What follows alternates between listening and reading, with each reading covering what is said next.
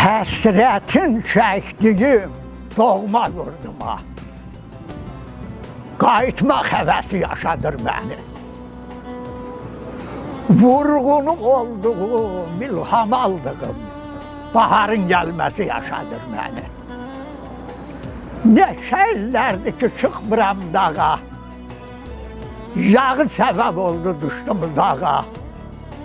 Səhər günəşinin ana torpağa dəyəndə nəfəsi yaşadır məni.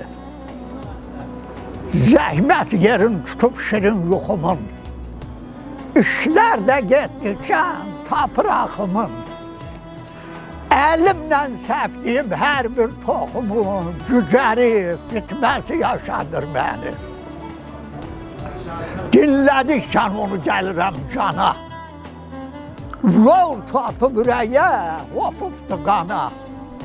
Qarışıb beşikdə ana laylama, telli tazın səsi yaşadır məni. Sönməzəm getdiyim ömür yolumun, kədəri olmasın bu son halımın. Qəlbimdə tutduğum arzularımın yerinə yetməsi yaşadır məni.